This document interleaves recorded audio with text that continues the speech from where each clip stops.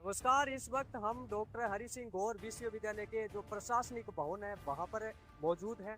यहाँ पर एनएसयूआई ने अनिश्चितकालीन धरना प्रदर्शन है, जो धरना है वो यहाँ पर लगा रखा है।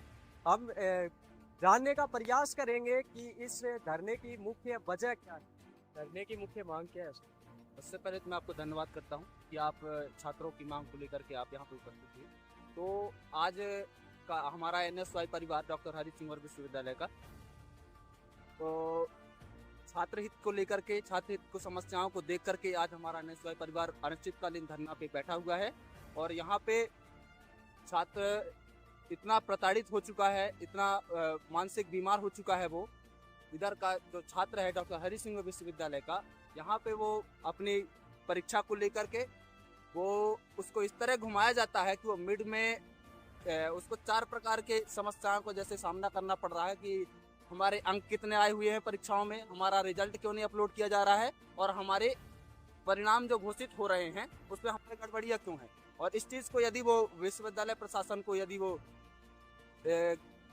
ज्ञापन देता है, अपनी मांग को लेकर के जाता है, तो उसको विश्वविद्यालय प्रशासन के द्वारा उसको उसकी समस्याओं को नज़रअंदाज किया जाता है कि उसे उनकी समस्याओं को लेकर के इस प्रकार से नज़रअंदाज करते हैं कि जैसे एक इस विद्यालय का वो छात्र ही ना हो, इस प्रकार से उसके साथ दुर्व्यवहार किया जाता है।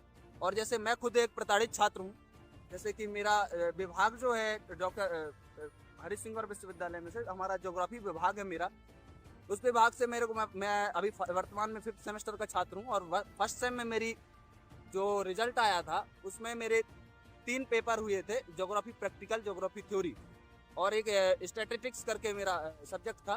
तीनों में मुझे एब्सेंट घोषित कर दिया गया था, जबकि मेरे पास पुख्ता सबूत है कि मैंने रिजल्ट पेपर दिया हुआ है, असाइनमेंट दिया हुआ है और मिड एग्ज़ाम दिए हुए हैं, अर्थात तीनों चीज़ें मैंने दिया हुआ है। लेकिन मुझे उन्होंने एब्सेंट घोषित कर दिया गया तीनों पेपर में, मैंने फेल हो गया। मैं वहाँ से जब मैंने पूछताछ करी रिजल्ट आने के बाद, तो उन्होंने अपनी उस क्या कहते हैं गलती को माना विभाग ने, और वहाँ से उन्होंने रिजल्ट घोषित किया, दोबारा भेजा। यहाँ पे 2 बार भेजा गया हमारे प्रशासनिक भवन में, विभाग द्वारा यहाँ नंबर आते हैं, यहाँ पे उनको अंक सूची में संशोधित किया जाता है।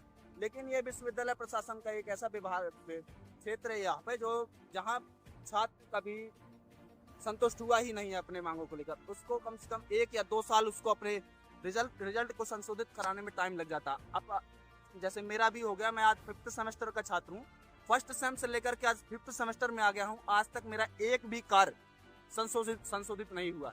मेरा फर्स्ट सेम में बैक लगाया गया, जबकि मेरे एक ऐसा होता है कि मेरे खुद की वजह से बैक लगे तो मुझे लगेगा, मुझे पढ़ने की चाहत लगेगा कि मैं और पढ़ूंगा, मेरी वजह से लगा हुआ। लेकिन विश्वविद्यालय प्रशासन की वजह से लगाया जाता है, लोगों को, छात्रों को डिमोटिवेट करने में उनका सबसे बड़ा हाथ होता है।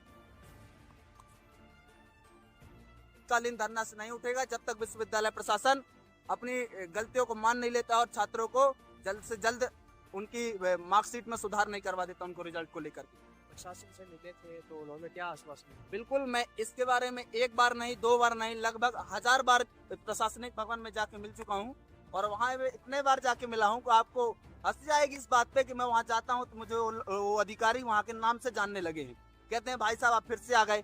अब मैं किस मुंह से जाऊं उनके पास, या फिर उनको हंसी आती है या फिर मुझे हंसी आती है, उनके ऊपर नहीं, इस प्रशासनिक भवन के प्रशासन डॉक्टर हरि सिंह और प्रशासन के ऊपर।